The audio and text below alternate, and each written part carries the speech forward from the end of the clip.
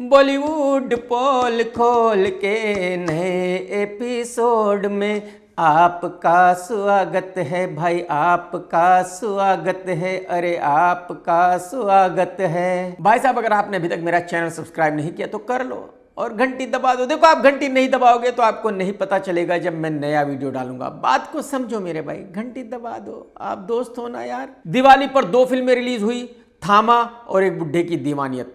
थामा ने पहले दिन बहुत अच्छा बिजनेस किया 21 सीआर का, लेकिन निर्माताओं ने बिजनेस को 4 करोड़ बढ़ाया और 25 करोड़ दिखाया पहले दिन का बिजनेस। दूसरे दिन इस फिल्म के बिजनेस में भारी गिरावट आई और दूसरे दिन का बिजनेस हुआ 16 सीआर और तीसरे दिन के बिजनेस में और भी ज्यादा गिरावट आई और तीसरे दिन का बिजनेस हुआ तकरीबन 10 सीआर। यानी कि इस फिल्म ने 3 दिन में बिजनेस किया 50 सीआर से कम का। लेकिन क्योंकि ये फिल्म ट्यूसडे को रिलीज हुई थी तो फ्राइडे, सैटरडे, संडे अभी बाकी है और इन तीनों ही दिनों में इस फिल्म के अच्छा बिजनेस करने की उम्मीद है। लेकिन यह तो बिल्कुल कंफर्म है कि अगले 3 दिनों में यह फिल्म और 50 करोड़ रुपए का बिजनेस नहीं कर सकती। इसका मतलब यह हुआ कि 6 दिन का बिजनेस होगा 100 करोड़ से कम का, लेकिन निर्माता बताएंगे तकरीबन 125 सीआर। और इस बिजनेस से यह बिल्कुल क्लियर हो गया कि लाइफ टाइम बिजनेस होगा 150 टू 175 सीआर। 175 सीआर के ऊपर इस फिल्म का बिजनेस नहीं हो सकता। लेकिन जो निर्माता है गोलगप्पा, वो एक ऐसा आदमी है जो कोई भी बिजनेस बता सकता है। वो 1 करोड़ को 10 डिक्लेयर कर सकता है, 10 करोड़ को 100 करोड़ डिक्लेयर कर सकता है। तो मेरे ख्याल में अगर इस फिल्म का रियल बिजनेस होगा 175 सीआर तो इस फिल्म का निर्माता गोलगप्पा बताएगा कम से कम 250 सीआर, या यह भी हो सकता है कि 300 करोड़ बता दे, क्योंकि उस आदमी का कोई भरोसा नहीं है, वो कुछ भी कर सकता है। एक बुड्ढे की दीवानियत ने फर्स्ट डे पर बिजनेस किया 7 सीआर का, लेकिन निर्माताओं ने बताया 10 सीआर, क्योंकि जब गोलगप्पा 3 करोड़ बढ़ा रहा है तो उन्होंने भी 3 करोड़ बढ़ाया। और सेकंड डे इस फिल्म ने बिजनेस किया तकरीबन 6 सीआर का और थर्ड डे इस फिल्म का बिजनेस हुआ तकरीबन 4 सीआर का। यानी कि इस फिल्म ने 3 दिन में बिजनेस किया है तकरीबन 17 सीआर। लेकिन इस फिल्म के निर्माताओं ने भी डेली 3 करोड़ रुपए बढ़ाया है, तो वो भी तकरीबन 25 करोड़ रुपए डिक्लेयर कर रहे हैं। ये बिजनेस देखने के बाद ये कहा जा सकता है कि इस फिल्म का रियल लाइफ टाइम बिजनेस होगा मैक्स 50 सीआर। लेकिन जो इस फिल्म के निर्माता हैं वो भी कुछ भी कर सकते हैं। वो 60 करोड़ भी बता सकते हैं, 70 भी बता सकते हैं, 80 भी बता सकते हैं, उनकी मर्जी है। आज की तारीख में किसी भी निर्माता की अपनी मर्जी है, वो कोई भी कलेक्शन बता सकता है। तो अगर इस फिल्म का theatrical business life time 50 CR होता है तो निर्माता का शेयर बनेगा तकरीबन 20 सीआर और इस फिल्म की लैंडिंग कॉस्ट है 45 सीआर। यानी कि आगे बचते हैं 25 करोड़ रुपए रिकवर करने के लिए। 5 से 10 करोड़ रुपए शायद म्यूजिक से रिकवर हो जाएगा और मेरे ख्याल में जो इसका सैटेलाइट है, ओटीटी राइट्स है, वो भी तकरीबन 15 करोड़ में बिक जाएंगे। तो ये कहा जा सकता है कि जो इस फिल्म पर पैसा लगा था शायद वो रिकवर हो जाएगा। शायद अभी हाल फिलहाल में 1-2 करोड़ रुपए कम आ जाए, लेकिन लॉन्ग टर्म में वो पैसा रिकवर हो जाएगा। यानी कि इस फिल्म में कोई भी नुकसान नहीं होगा, लेकिन कोई फायदा भी नहीं होगा। तो इसका मतलब यह है कि इस फिल्म को फ्लॉप माना जाएगा। लेकिन ट्रेड को यह उम्मीद थी कि यह फिल्म डिजास्टर हो जाएगी, वो नहीं हुआ। निर्माताओं की जान बच गई, ये बहुत अच्छा हुआ। आपको तो पता ही है कि अनुराग कश्यप का भाई अभिनव कश्यप डेली एक इंटरव्यू देता है और वो अपने इंटरव्यू में सिर्फ और सिर्फ सलमान खान को गालियां देता है, शाहरुख खान को गालियां देता है, आमिर खान को गालियां देता है। अभिनव का आज एक और वीडियो रिलीज हुआ है और इस वीडियो में अभिनव ने सलमान को बहुत गंदी गंदी गालियां दी है, बहुत गंदी गंदी बातें कही है। अभिनव ने कहा है कि सलमान तो नपुंसक है, वो तो एक बच्चा भी पैदा नहीं कर सकता, ऊपर वाले ने उसके कर्मों की सजा उसको इसी दुनिया में दे दी है। अभिनव ने यह भी कहा कि सलमान माल का बहुत बड़ा शौकीन है, पार्टी में माल डालता रहता है नाक में, इसीलिए वो ऐसे ऐसे करता है। ये तो सारी दुनिया को पता है कि सलमान बहुत पीता है, लेकिन अभिनव ने अब कहा है कि नहीं, ये माल का भी शौकीन है, ये माल का सेवन भी करता है। और ये भी कोई छोटा मोटा इल्जाम नहीं है, बल्कि बहुत ही खतरनाक इल्जाम है। सल्लू ने बिग बॉस में कहा था कि अभिनव झूठ बोल रहा है। एक जमाना वो था जब अभिनव मेरी तारीफ किया करता था, अभिनव मुझे बहुत पसंद किया करता था। इसके रिप्लाई में अभिनव ने कहा है कि मैंने तुझे कभी पसंद नहीं किया, क्योंकि तू एक नंबर का घटिया आदमी है, एक नंबर का वाहियात आदमी है, ऐसे आदमी को मैं कभी पसंद कर ही नहीं सकता, ये सवाल ही पैदा नहीं होता। अभिनव ने यह भी बताया कि जब वो अपनी फिल्म दबंग की एडिटिंग कर रहा था तो उस वक्त सल्लू डेविड धवन को लेकर आया था और उससे कहा था कि इस फिल्म को काट कर छोटी कर दे। तो डेविड धवन ने अभिनव से कहा था कि तुझे नहीं पता कि सलमान कितना बड़ा जिद्दी आदमी है, उसको बड़े तरीके से हैंडल करना पड़ता है, तू ऐसा कर, मैं तेरी हेल्प करता हूं, लेकिन तू थोड़ी सी फिल्म काट दे और मैं सल्लू से कह दूंगा कि हाँ मैंने फिल्म कटवा दी है, अब फिल्म ठीक है। और अभिनव ने वही किया था जो डेविड ने उससे करने को कहा था और इस तरह से डेविड ने अभिनव को बचा लिया था। लेकिन अभिनव ने कहा कि एक और आदमी था जिसने उस वक्त मुझे बहुत हैरेस किया, वो था बोनी कपूर। बोनी कपूर सलमान की चमचागिरी करता रहता था, सलमान को भड़काता रहता था, सलमान को कुछ ना कुछ ऐसी बातें कहता रहता था जिसकी वजह से मेरा रिलेशन सलमान के साथ खराब हो रहा था। अभिनव ने कहा कि बोनी कपूर एक नंबर का चुगलखोर आदमी है, यही वजह है कि उसने बहुत दफा मुझे साइन करने की कोशिश की, लेकिन मैं कभी भी उसकी फिल्म करने के लिए हामी नहीं भरी। अभिनव ने यह भी बताया कि आमिर खान कितना बड़ा पियक्कड़ है, कितना घटिया आदमी है। अभिनव का कहना यह है कि बॉलीवुड में आमिर खान से घटिया कोई दूसरा एक्टर है ही नहीं। अभिनव ने यह भी कहा कि आमिर खान को एक्टिंग आती ही नहीं है, वो बस एक ही एक्सप्रेशन देता है पूरी फिल्म में। अभिनव ने यह भी बताया कि जब कोई डायरेक्टर आमिर खान के साथ काम करता है तो ये उसको पागल बना देता है, क्योंकि हर काम में इंटरफेयर करता है, हालांकि इसको आता कुछ भी नहीं है। अभिनव ने यह भी कहा कि मैं एसआरके के बारे में भी बहुत कुछ जानता हूं, लेकिन मैं कहना नहीं चाहूंगा, अगर मैं कहूंगा तो उसकी फैमिली टूट जाएगी, बहुत नुकसान हो जाएगा एसआरके का। अभिनव का कहना यह है कि पूरा बॉलीवुड जानता है कि मेरा रिलेशन बहुत अच्छा रहा है शाहरुख से, और शाहरुख के बारे में मैं बहुत कुछ जानता हूं। अब ऊपर वाला जानता है कि अभिनव ऐसा क्या जानता है शाहरुख के बारे में जो वो ऐसी बात कर रहा है। कहने का मतलब यह है कि अभिनव ने 3 खान्स की फुल टाइम रेल बनाई हुई है। अरे मेरे भाई, अरे मेरे भाई, अब तो बस छोड़ दे, अब तो जाने दे, इतनी गालियां दे चुका है भाई साहब इनको, इनकी तो चू भी नहीं निकल रही है, या आपसे डरते इतने हैं कि आप और भी गालियां दोगे तब भी ये कुछ नहीं बोलेंगे। आपके ऊपर ये केस करने वाले नहीं है, ये तो बिल्कुल क्लियर हो गया कि ये आपसे बहुत ज्यादा डरते हैं। बुढ़ऊ की चुप्पी से ऐसा लगता है कि बुढ़ऊ को अच्छी तरह पता है कि आपके पास उनके सारे राज हैं, आपको उनके बारे में सब कुछ पता है। यही वजह है कि आप उनको और भी कितनी भी गालियां दे लो, वो आपके ऊपर केस करने वाले तो है नहीं। तो भाई साहब अब तो बस पीछा छोड़ दो यार, जाने दो, और कितनी गालियां दोगे भाई साहब। म्यूजिक की बात करूं तो ठीक ठीक है, लेकिन ऐसा लगता है कि फिल्म में गाने नहीं डाले गए बल्कि गानों में फिल्म डाली गई है। फिल्म में इतने गाने डाल दिए गए हैं कि एक के बाद दूसरा, दूसरे के बाद तीसरा, तीसरे के बाद चौथा होता ही रहता है। जब देखो गाना चलता ही रहता है। दर्शकों की समझ में नहीं आता कि वो फिल्म देखने आए हैं या चित्रहार। अगर एक्टिंग की बात करूं तो क्या कहूं और कैसे कहूं। यह मैं बहुत वक्त से कहता आ रहा हूं कि हर्षवर्धन को एक्टिंग नहीं आती, उस बेचारे में हीरो बनने का एक भी गुण नहीं है। पता नहीं हर्ष को डायरेक्टर ने बोला या राइटर ने बोला या उसने खुद ही डिसाइड किया कि वो इस फिल्म में अजय देवगन की नकल करेगा। तो पूरी फिल्म में हर्षवर्धन अजय देवगन की तरह ही चला है। एक तरफ गर्दन झुकाई हुई है, जैसे इस तरफ बहुत ज्यादा वजन डाल दिया गया है। अजय की तरह ही बोलने की कोशिश कर रहा है, अजय की तरह ही देखने की कोशिश कर रहा है, यानी कि फुल कॉपी कर रहा है अजय देवगन की। और जैसे कि मैंने कहा कि इस भाई साहब को एक्टिंग तो आती नहीं है, तो पूरी फिल्म में एक ही एक्सप्रेशन दिया है, पूरी फिल्म में एक्सप्रेशन चेंज करने की कोशिश ही नहीं की भाई साहब ने। तो कहने का मतलब यह है कि हर्षवर्धन की एक्टिंग बहुत ही खराब है, बहुत ज्यादा खराब है। सोनम की एक्टिंग की बात करूं तो क्या कहूं भाई साहब, एक जमाने में ये लड़की बहुत सुंदर हुआ करती थी, लेकिन इस लड़की ने इतनी सर्जरी करा ली है कि इसका फेस ऐसा हो गया है कि उस फेस पर देखा ही नहीं जाता। ऐसा लगता है यार इस लड़की को हीरोइन कोई कैसे बना सकता है। एक तो इसने बहुत सारी सर्जरी कराई है, उससे फेस बिगड़ गया है, और दूसरे इसने वजन इतना घटा लिया है कि एकदम लुक्की दिखती है। कहने का मतलब यह है कि ये लड़की एक्ट्रेस दिखती ही नहीं है, बहुत ही खराब दिखती है। इस लड़की की शक्ल पर देखा नहीं जाता। मिलाप के डायरेक्शन की बात करूं तो क्या कहूं भाई साहब, एक्चुअली मिलाप को बेचारे को डायरेक्शन का डी भी नहीं आता। जैसे कि मैंने कहा कि वो लड़का बेसिकली राइटर है, लेकिन कुछ लोग ऐसे हैं जिनको फिल्में बनानी ही है, जिनको डायरेक्टर चाहिए ही चाहिए, तो वो मिलाप को लेकर फिल्म बनाते हैं। तो उस बेचारे को डायरेक्शन नहीं आता, लेकिन फिर भी वो डायरेक्शन कर लेता है। मैं ये भी बता दूं कि मिलाप एक भी सीन शूट नहीं कर सकता विदाउट रेफरेंस। तो उसकी फिल्म में जितने भी सीन होते हैं वो कहीं ना कहीं से किसी ना किसी फिल्म से उठाए हुए होते हैं, यानी कि वो कॉपी करता है, कॉपी मास्टर है एक्चुअली। और एक कहावत है कि नकल को भी अकल चाहिए, हर आदमी नकल भी नहीं कर सकता।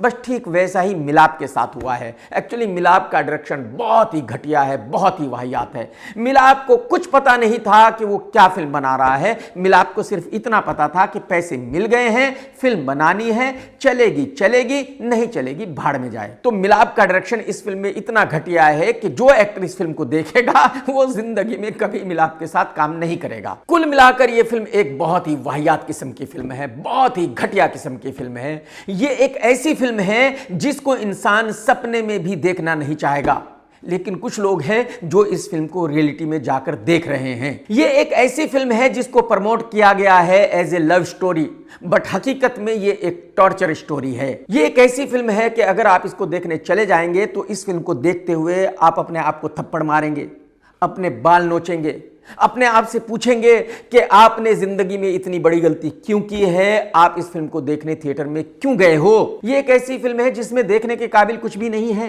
ना आप हीरोइन का चेहरा देखना चाहते, ना आप हीरो का चेहरा देखना चाहते, ना ही जो इस फिल्म में कहानी बताई जा रही है उसको देखना चाहते। ना ही इसमें इमोशन है, ना ही इसमें रिलेशन है, ना ही इसमें लव स्टोरी है। कहने का मतलब यह है कि यह फिल्म वेस्ट ऑफ टाइम है, वेस्ट ऑफ मनी है, वेस्ट ऑफ एनर्जी है। तो आप इस फिल्म को अवॉइड करें और उस थिएटर से कम 1 किलोमीटर दूर रहें जिस थिएटर पर यह फिल्म दिखाई जा रही है। मैं इस वाहियात घटिया फिल्म को देता हूं 1 स्टार। 1 स्टार से ज्यादा ये डिजर्व करती नहीं है। आज प्रभास का जन्मदिन है। मेरी तरफ से प्रभास को जन्मदिन की बहुत बहुत शुभकामनाएं। 9 जनवरी को प्रभास की एक फिल्म रिलीज होने वाली है जिसका नाम है राजा साहब, और प्रभास के बर्थडे के दिन आज उस फिल्म का नया पोस्टर रिलीज किया गया। ये पोस्टर बहुत ही इंप्रेसिव है और बहुत ही अच्छा लग रहा है। मलयालम फिल्मों में गधे जैसा हीरो है जिसका नाम है मोहनलाल, जिसको मैं छोटा भीम कहा करता हूं। इसकी एक हिंदी फिल्म आ रही है जिसका नाम है वरुशाभा, जिसको प्रोड्यूस किया है अश्लील फिल्में बनाने वाली एकता कपूर ने। अब तक इस फिल्म की रिलीज डेट तकरीबन 10 या 12 बार बदली जा चुकी है। यह फिल्म इसी फ्राइडे को रिलीज होने वाली थी, लेकिन रिलीज डेट फिर से चेंज कर दी गई है। अब यह फिल्म अगले महीने 6 नवंबर को रिलीज होगी। मुझे पता नहीं यह फिल्म तमिल और मलयालम में कितना बिजनेस करेगी, लेकिन यह मैं गारंटी के साथ कह सकता हूं कि इस फिल्म को हिंदी में कुत्ता भी देखने नहीं जाएगा। यानी कि हिंदी में इस फिल्म का डिसास्टर होना तय है, गारंटी है। मैत्री बहुत बड़ा प्रोडक्शन हाउस है जिन्होंने पुष्पा बनाई थी, पुष्पा 2 बनाई थी। प्रभास के जन्मदिन पर उन्होंने अपनी नई फिल्म का ऐलान किया है जिसका नाम है फौजी, और इस फिल्म में मेन भूमिका निभाएगा प्रभास। इस फिल्म में उबला हुआ अंडा अनुपम खेर भी है, जया पर्दा जी है, मिथुन दा भी है। तो इस फिल्म में जो एक्टर्स हैं उनको देखकर कहा जा सकता है कि इस फिल्म को भी हिंदी में डब करके रिलीज किया जाएगा, यानी कि ये भी एक पैन इंडिया फिल्म होगी। लड़कियों की तरह लचक कर चलने वाला बेशरम कपिल शर्मा कॉमेडियन तो है ही, लेकिन वो अपने आप को एक्टर भी मानता है। आज तक जितनी भी फिल्में इसने की है सबकी सब डिसास्टर हैं। एक फिल्म तो इसने खुद प्रोड्यूस की थी और उस फिल्म में इतना नुकसान हुआ था कि ये भाई साहब कंगाल हो गया था, सड़क पर आ गया था। ऊपर से इसने एक और पंगा ले लिया है, कनाडा में एक कैफे खोला है, वहां हर 2-4 दिन के बाद कोई ना कोई गैंग आकर फायरिंग कर देता है और इससे 5-7-10 करोड़ रुपए ले लेता है। वो अलग पंगा लिया हुआ है इस भाई ने। तो किसी जमाने में इसकी एक फिल्म आई थी किस किस को प्यार करूं, वो फिल्म थोड़ी सी चल गई थी, तो अब उस फिल्म का पार्ट 2 आ रहा है। वो फिल्म चल गई थी और पार्ट 2 बन रहा है, तो ये तो कोई बहुत बड़ी न्यूज नहीं है। जाहिर सी बात है, जब फिल्म ने थोड़ा सा बिजनेस कर लिया था तो पार्ट 2 तो बननी ही थी, क्योंकि कपिल शर्मा के पास इसके अलावा कोई और फिल्म तो है नहीं, और कपिल शर्मा को हीरो बनने का बहुत बड़ा कीड़ा है। उसको ऐसा लगता है कि पूरी दुनिया अपना घर बार मकान दुकान बेचकर उसकी फिल्म देखने जाएगी। तो आज इस फिल्म का पोस्टर रिलीज किया गया है और जो इस फिल्म की स्टार कास्ट है उसको देखकर भाई साहब पूरी बात समझ में आ जाती है। एक्चुअली इस फिल्म में कपिल शर्मा के साथ 4 लड़कियां हैं।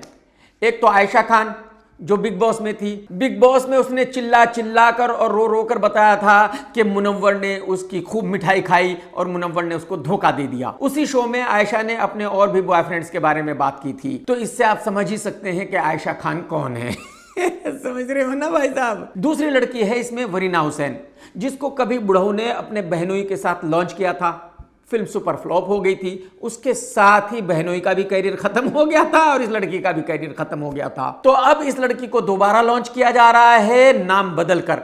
अब इसका नाम रखा गया है हीरावरीना। तीसरी लड़की है त्रिधा। शायद आपने इसको आश्रम में देखा होगा, इसने कैसे कैसे बोल्ड सीन दिए हुए हैं वो तो आपको पता ही है। और इस फिल्म में चौथी लड़की है पारुल गुलाटी। तो ये लड़कियां देखकर आप अंदाजा लगा सकते हैं कि एक्चुअली इस फिल्म को क्यों बनाया गया है। तो एक्चुअली इस फिल्म को मौज मस्ती के लिए बनाया गया है, और जब बनी है, जब रिलीज होगी तो बिजनेस भी कुछ ना कुछ कर ही लेगी। तो जो इस फिल्म के निर्माता है, डायरेक्टर है, एक्टर है, उन सब की पांचों उंगली घी में है और सर कढ़ाई में है। यह फिल्म 12 दिसंबर को रिलीज होने वाली है। तो फिलहाल तो इस फिल्म के बारे में मैं इतना ही बता सकता हूं, लेकिन जब यह फिल्म रिलीज होगी तो इस फिल्म को देखने के बाद मैं बाकी की और बहुत सारी चीजें आप लोगों को बताऊंगा। रितेश भाई की एक फिल्म आ रही है मस्ती 4, जिसमें विवेक और आफ्ताब भी है। इसका टीजर आ चुका है, पहले पोस्टर भी आ चुका है, और अब इसका एक नया पोस्टर रिलीज किया गया है जो बहुत ही बढ़िया है। ये पोस्टर देखकर बहुत सारे लोग ये कह रहे हैं कि भाई ये फिल्म तो देखनी पड़ेगी क्योंकि पोस्टर ही ऐसा बनाया गया है। अब ऐसा पोस्टर रिलीज करोगे तो जाहिर सी बात है जो लौंडे हैं वो तो सोचेंगे ही कि भाई इस फिल्म को देखना है। तो मेरे हिसाब से इस पोस्टर से इस फिल्म को काफी फायदा होगा। एक्टर असरानी जी का इंतकाल हो गया है, ऊपर वाला उनको स्वर्ग में जगह दे। असरानी जी किसी जमाने में राजस्थान से मुंबई आए थे हीरो बनने के लिए, और फाइनली वो हीरो बने थे। असरानी जी की सबसे पहली फिल्म मैंने देखी थी जिसका नाम था हम नहीं सुधरेंगे। उस फिल्म में असरानी जी मेन लीड हीरो थे। उस फिल्म की कहानी मुझे बहुत पसंद आई थी, फिल्म भी बहुत पसंद आई थी, और असरानी जी ने बहुत अच्छी एक्टिंग की थी। और आप सभी जानते हैं कि असरानी जी ने शोले में क्या जबरदस्त रोल किया था। मेरे ख्याल में हिंदी फिल्में देखने वालों में ऐसा कोई नहीं है जो असरानी जी को नहीं जानता था। जब बीजेपी आई 2014 तो हमको लगा नया भारत आएगा, नया हिंदुस्तान आएगा, नई उम्मीद आएगी, एक काला धन वापस आएगा, अच्छे दिन आएंगे, विकास होगा, काला धन वापस आएगा, औरतों की रक्षा होगी, किसान आत्महत्या नहीं करेगा, ये करेगा वो करेगा। अरे क्या करेगा, करेगा कर कितना करेगा। तो मैं ऐसा मानता हूं कि जब तक दुनिया रहेगी, जब तक बॉलीवुड रहेगा, तब तक असरानी जी का नाम रहेगा। मेरे ख्याल में इस कहानी में प्रॉब्लम कुछ नहीं है, लेकिन प्रॉब्लम तब शुरू होती है जब डायरेक्टर ये कहता है कि ये कहानी शुरू होती है 323 BC में। डायरेक्टर को ये कहने की जरूरत ही नहीं थी, बल्कि डायरेक्टर को फिल्म के स्टार्टिंग में ही लिख देना चाहिए था कि ये एक ऐसी फिक्शन कहानी है जो आज तक आने वाली सभी फिक्शन कहानियों की माता है। ये एक ऐसी कहानी है जिसके सर पैर बिल्कुल नहीं है। तो इस फिल्म को आप देखिए बिना दिमाग के, और अगर डायरेक्टर ये लिख देता तो सब कुछ बिल्कुल परफेक्ट हो जाता, क्योंकि डायरेक्टर आपको पहले ही बता चुका है। इस फिल्म का स्क्रीन प्ले बढ़िया है, इंटरेस्टिंग है। अगर आप एक एक सीन देखोगे, आपको यह नहीं सोचना कि पहला सीन क्या था और अगला सीन ये क्यों हुआ। फिल्म के डायलॉग्स भी अच्छे हैं। ऐसे बहुत सारे डायलॉग्स हैं जिनको सुनकर हंसी आती है, जो सुनने में बहुत ही इंटरेस्टिंग है। आप सभी जानते हैं कि खुराना डबल ढोल की है, मीठा है, तो उसके हिसाब से खुराना की एक्टिंग अच्छी है। खुराना के जो हाथ पैर चलते हैं वो भी मीठे की तरह चलते हैं। जब हंसता है तो मीठों की तरह हंसता है, उसका चेहरा भी लड़की की तरह है, मीठा दिखता है, चाल ढाल भी मीठो जैसी है। तो उस हिसाब से खुराना की ठीक ठाक एक्टिंग है। लेकिन जब खुराना और रश्मिका दोनों साथ में होते हैं तो फिर यह समझना थोड़ा मुश्किल हो जाता है कि इनमें से लड़का कौन सा है, क्योंकि दोनों ही लड़की दिखते हैं। रश्मिका ने अपने रोल को बहुत ही खूबसूरती से निभाया है। रश्मिका ने बहुत बढ़िया एक्टिंग की है। देखिए, रश्मिका ऐसी सुंदर तो लड़की है नहीं जिसका कोई सपना देखेगा रात में कि भाई रश्मिका मेरी गर्लफ्रेंड होनी चाहिए। लेकिन रश्मिका बॉलीवुड के इतिहास की सबसे लकी एक्ट्रेस है। जबकि रश्मिका इतनी सुंदर नहीं है कि लड़के उसके सपने देखे, इसके बावजूद भी रश्मिका जिस फिल्म में भी आती है वो फिल्म सुपरहिट हो जाती है। भाई साहब, परेश मूतवाला ने भी अपने छोटे से रोल को अच्छे से निभाया है, नवाजुद्दीन सिद्दीकी ने भी अपने छोटे से रोल को अच्छे से निभाया है, और बटला वरुण डुप्लीकेट दाढ़ी और मूंछों के साथ एकदम लुक्खा दिखा है। ये एक ऐसी फिल्म है जिसको दो तरीकों से देखा जा सकता है।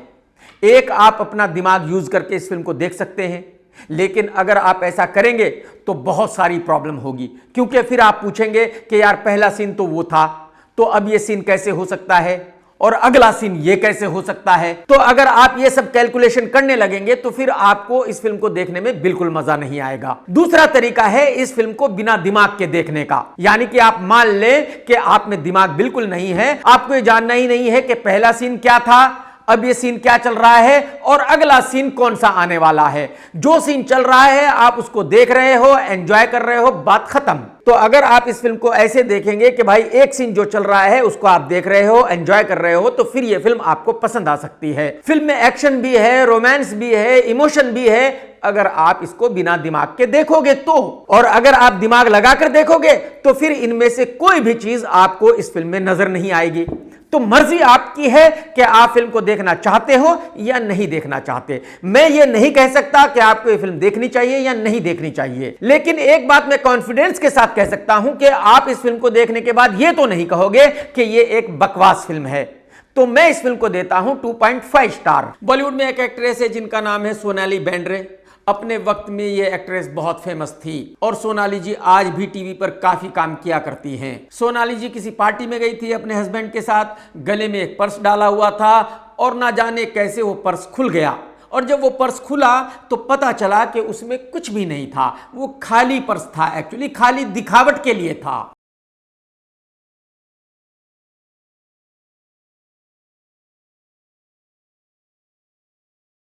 तो ये पर्स देखकर लोगों ने सोनाली जी का बहुत मजाक बनाया और सोनाली जी से कहा कि कम से कम कुछ चिल्लर तो डाल लेती इसमें, खाली पर्स लेकर चल दी, कुछ तो मर्यादा रखिए। वैसे तो सभी लड़कियां ये कहती है कि उन्होंने सर्जरी नहीं कराई है।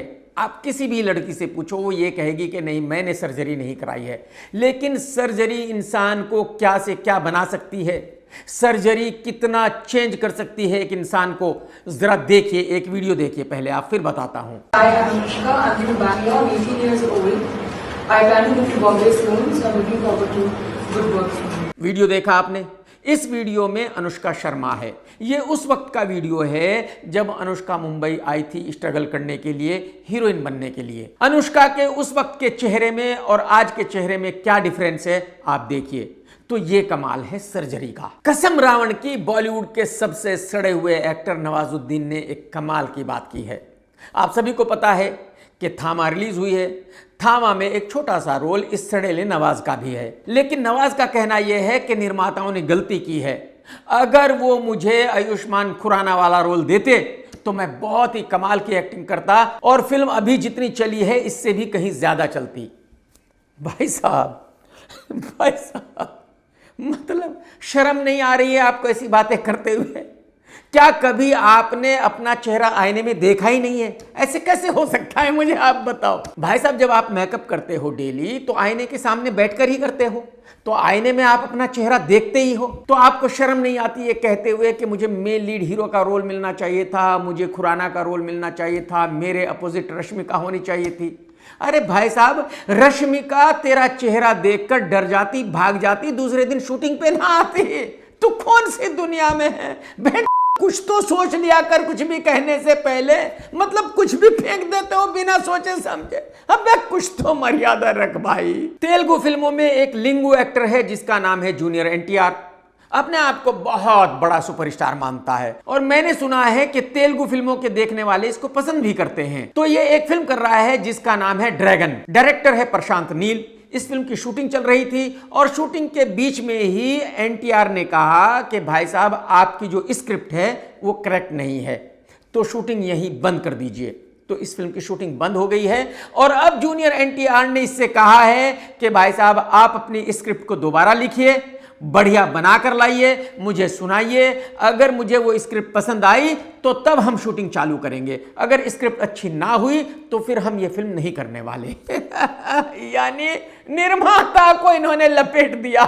ना तो डायरेक्टर का कुछ जाएगा ना ही एक्टर का कुछ जाएगा। नुकसान किसका हुआ? निर्माता का। तो लंका किसकी लगी? निर्माता की। कसम राजस्थान के उस काले हिरन की जो अपनी जिंदगी से बहुत ज्यादा परेशान था, जिसको किसी ने नहीं मारा था, जिसने खुदकुशी कर ली थी। वरुण धवन आज की तारीख में लाइफ में बहुत ज्यादा परेशान है, बहुत ज्यादा। उसको अच्छी तरह समझ में आ रहा है कि कैरियर खत्म हो चुका है, लग चुके हैं, घर बैठने का वक्त आ गया है। तो निर्माता दिनेश विजन का पार्टनर है अमर कौशिक। अमर ने बताया है कि वरुण धवन उनके ऊपर बहुत ज्यादा प्रेशर डाल रहा है कि भेड़िया 2 बनाइए, लेकिन जब तक हमारे पास एक अच्छी स्क्रिप्ट नहीं है, जब तक मुझे पूरी तरह यकीन ना हो जाए कि अगर इस कहानी पर मैं फिल्म बनाऊंगा तो वो चलेगी, तब तक मैं फिल्म नहीं बनाऊंगा। कहने का मतलब यह है कि आज की तारीख में हर एक्टर को यह लगता है कि अगर वो हॉरर फिल्म करेगा तो हॉरर फिल्म सुपरहिट हो जाएगी और वो भी सुपरस्टार बन जाएगा। हालांकि मैं आपको ये बता दूं कि अगर कोई हॉरर फिल्म हिट होती है तो उससे किसी भी एक्टर के स्टारडम में 1% का भी फर्क नहीं पड़ता। पहली बात तो ये, अमर एक ऐसा डायरेक्टर है कि वो किसी फिल्म को बनाएगा ही नहीं जब तक उसको यकीन नहीं होगा कि उस फिल्म की कहानी अच्छी है और वो एक अच्छी फिल्म बन सकती है। और दूसरी बात ये कि जब भेड़िया ही फ्लॉप थी तो फिर अमर भेड़िया 2 क्यों बनाएगा। तो मैं 99% श्योर हूं कि बटला वरुण कितने भी जोर लगाए, कितना भी प्रेशर डाले, अमर इसके साथ भेड़िया 2 नहीं बनाने वाला। ये बात तो मैं आप लोगों को कई बार बता चुका हूं, अपने पिछले वीडियो में भी बता चुका हूं कि सलमान खान की हाइट है 5 फीट 3 इंच, सिर्फ 5 फीट 3 इंच। और सलमान की जितनी भी एक्स गर्लफ्रेंड्स है वो भी यही कहती है। लेकिन मेरे पास आज तक कोई सबूत नहीं था। लेकिन आप लोगों को तो पता ही है कि मैं जिसके पीछे पड़ जाता हूं उसकी लाइफ बना देता हूं। तो फाइनली मेरे हाथ सबूत लग गया, मुझे सबूत मिल गया। जरा देख लीजिए।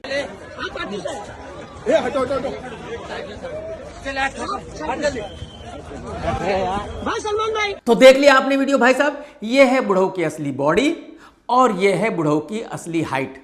आप मुझे बताओ, इस बॉडी इस हाइट के साथ कोई भी आदमी अपने आप को सुपरस्टार बुला भी कैसे सकता है।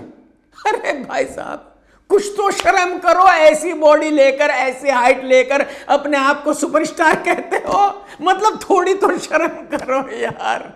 अरे यार, मतलब ये कोई बॉडी है, एकदम गधे की तरह दिखता है ये आदमी, और ये आदमी अपने को सुपरस्टार कहता है। अरे भाई साहब, अगर आपको सुपरस्टार बनना है कोई प्रॉब्लम नहीं है, लेकिन कम से कम अपने आप को मेंटेन तो कर। अरे भाई, ये जो गधे की तरह आपकी बॉडी फूल रही है इसको तो ठीक कर। चलो जो हाइट है वो तो छुप जाती है जूते पहन के, लेकिन ये बॉडी कैसे छुपेगी वो तो बताओ भाई साहब। अब अन्नू कपूर ने एक बहुत अच्छी बात कही है। अनु कपूर ने कहा है कि देखो भाई, जो आदमी इस दुनिया में आया है उसको जाना तो है ही, जिसने होटल में चेक इन किया है उसको चेकआउट तो करना ही होगा। तो अगर किसी दिन मुझे भी इस दुनिया से चेकआउट करना पड़ जाए, मेरी मौत हो जाए, 15 अगस्त हो, 26 जनवरी हो या ईद हो या दिवाली हो, मेरा अंतिम संस्कार ऐसे मत करना कि किसी को परेशानी हो। लोग जो अपना फेस्टिवल सेलिब्रेट कर रहे हैं, लोगों को उसको छोड़कर आकर मेरे अंतिम संस्कार में शामिल ना होना पड़े। जब मेरा इस दुनिया नामक होटल से चेकआउट करने का समय आए और वो तिथि और वो समय अगर किसी राष्ट्रीय पर्व से जुड़ा हो, 15 अगस्त 26 जनवरी से जुड़ा हो, मेरे ख्याल में अन्नू कपूर जी की ये बहुत ही अच्छी बात है। और ये तो दुनिया में हर इंसान जानता है कि भाई साहब जो आया है उसको जाना तो है ही, इसमें तो कोई चारा नहीं है। आप सभी जानते हैं कि सारा अली खान का फादर है सैफ अली खान।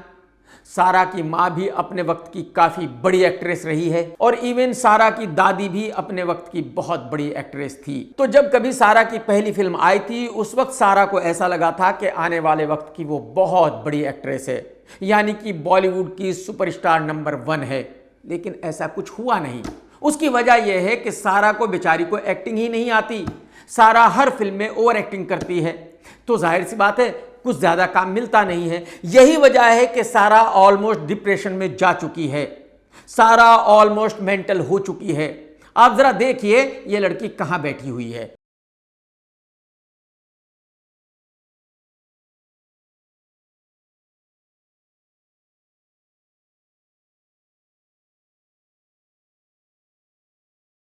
देख लिया आपने सारा कहां बैठी हुई है, किस तरह से बैठी हुई है। ये इस बात का सबूत है कि ये लड़की मेंटली डिस्टर्ब है, ये लड़की बहुत भारी प्रेशर में है, ये लड़की कभी भी कुछ भी कर सकती है। ऐसा भी हो सकता है कि ये लड़की संन्यास ले ले और भाई साहब एक साध्वी बन जाए। आप सभी जानते हैं कि डबल ढोल की रणवीर सिंह जब भी किसी लड़की को देखता है तो अजीब अजीब हरकतें किया करता है। बहुत बड़ा छिछोरा है ये आदमी। तो एक जगह ये छिछोरा श्रीलीला को मिला और भाई साहब उसके साथ ऐसे बातें कर रहा था जैसे बस उसके बिना ये रह ही नहीं पाएगा, अब तो जिंदगी भर उसी के साथ रहना है।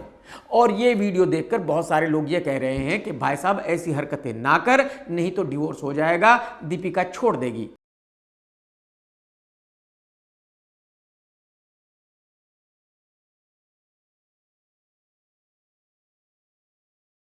लेकिन जो लोग भी ऐसी बातें कर रहे हैं कि दीपिका का और डबल ढोलकी का डिवोर्स हो जाएगा, वो सब के सब गलत है। ऐसा कभी नहीं होगा, ऐसा कुछ नहीं होगा। उसकी वजह यह है कि इन दोनों की जो मैरिज है वो ओपन मैरिज है।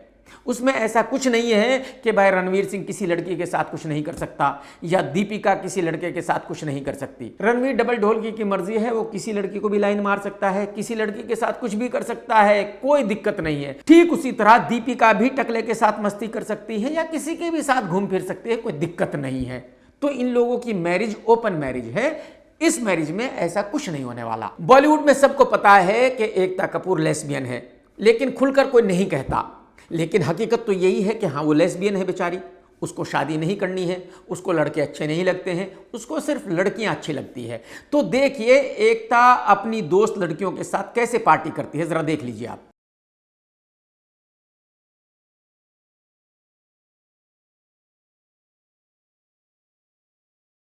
तो ये इस बात का सबूत है भाई साहब कि एकता को लड़के बिल्कुल अच्छे नहीं लगते। एकता को सिर्फ लड़कियां अच्छी लगती है। एकता को इन लड़कियों के साथ ही पार्टी करना अच्छा लगता है। साला एक ही जीवन में क्या क्या देखना पड़ेगा। ऊपर वाले उठा ले, ये सब नहीं देखा जाता यार। किस गोले पे भेज दिया आपने, मतलब कुछ भी। ठीक है एकता जी, आप मस्ती करो, आपकी मर्जी, जो भी करना है करो, हमारा क्या जा रहा है। एक छिछोरा है जिसका नाम है रणवीर इलाहाबादिया। ये पॉडकास्ट किया करता है और सवाल पता है कैसे कैसे पूछा करता है। इसने अक्षय कुमार से सवाल पूछा था कि क्या आपने कभी किसी को पेला है। ये सवाल है। एक्चुअली ये अनपढ़ है, ये पढ़ाई में बिल्कुल जीरो था। तो इसकी समझ में आया कि यार मैं पढ़ाई लिखाई तो कर नहीं सकता, तो पॉडकास्ट करना शुरू कर देता हूं। और बॉलीवुड में ऐसे बहुत सारे चूतिया हैं जिनको कहीं भी जाना होता है तो वो इस भाई के पॉडकास्ट में जाया करते हैं। तो बॉलीवुड वालों ने इस लुक्के को सेलिब्रिटी बना दिया। अब एक ऐसे छिछोरे आदमी को अगर आप सेलिब्रिटी बनाओगे तो उसकी हरकतें क्या होगी, छिछोरागिरी ही करेगा वो तो देखिए ये आकर शगुन के पास खड़ा हुआ और क्या छिछोरागिरी इसने की।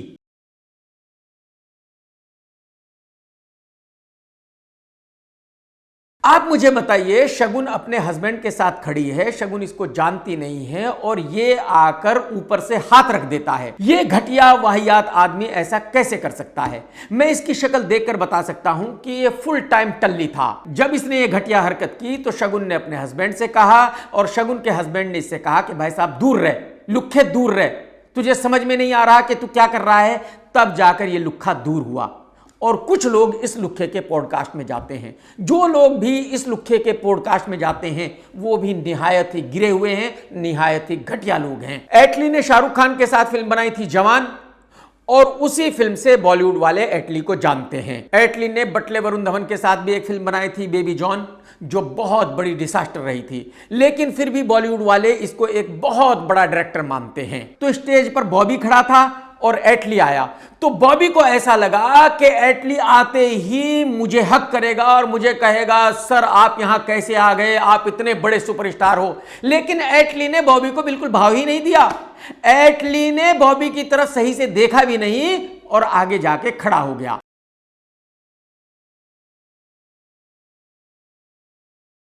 इस घटना के बाद मेरे ख्याल में बॉबी की समझ में आया होगा कि बॉबी कितना बड़ा सुपरस्टार है। अरे भाई साहब, आपको साइड में छोटे छोटे रोल मिलते हैं तो एटली के लिए आप कौन हो? कोई भी नहीं हो ना भाई साहब।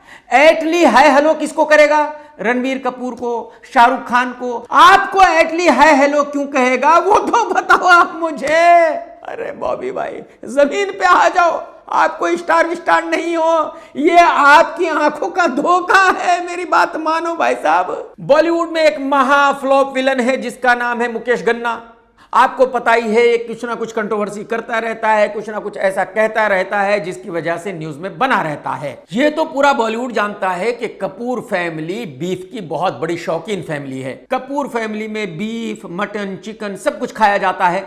तो जाहिर सी बात है रणबीर कपूर भी बीफ खाता है। रणबीर कपूर ने ऑन रिकॉर्ड कहा था कि भाई मैं तो बीफ का बहुत बड़ा शौकीन हूं, पाया, निहारी सब खाता हूं। और अब रणबीर कपूर फिल्म रामायण में भगवान राम जी का रोल अदा कर रहा है। तो मुकेश गन्ना ने कहा है कि ये बहुत ही घटिया हरकत है, रणबीर कपूर को इस रोल के लिए नहीं साइन किया जाना चाहिए था। रणबीर कपूर को भगवान राम जी का रोल नहीं दिया जाना चाहिए था। रणबीर कपूर बीफ खाते हैं और उन्होंने स्टेटमेंट भी दिया था I love beef. As an actor, Mukesh गन्ना साहब, आपकी प्रॉब्लम क्या है वो तो बताइए। जो निर्माता हैं, पैसे वो लगा रहे हैं, उनको रणबीर के साथ फिल्म बनानी है, उनको रणबीर को भगवान राम जी का रोल देने में कोई प्रॉब्लम नहीं दिख रही है, तो आप क्यों परेशान हो भाई साहब? और आपके परेशान होने से किसे फर्क पड़ता है? किसी को घंटा फर्क नहीं पड़ता है, 1% भी। तो मुकेश गन्ना, आप ये ड्रामा करना बंद कर दीजिए, फालतू की फुटेज लेना बिल्कुल बंद कर दीजिए। बिग बॉस में एक लड़की है तानिया मित्तल, जो बहुत बड़ी फेंकू है।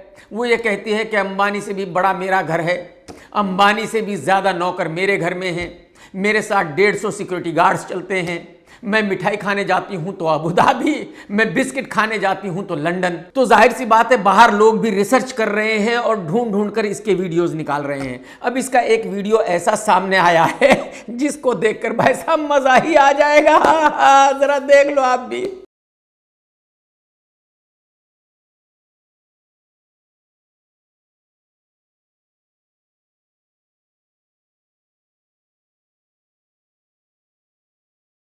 तो देख लिया आपने, तानिया को हाथ बंधवाकर मस्ती करना अच्छा लगता है, और तानिया को और भी अच्छा लगता है जब कोई इसके हाथ बांध देता है और फिर इसको एक पिलर के साथ बांध देता है।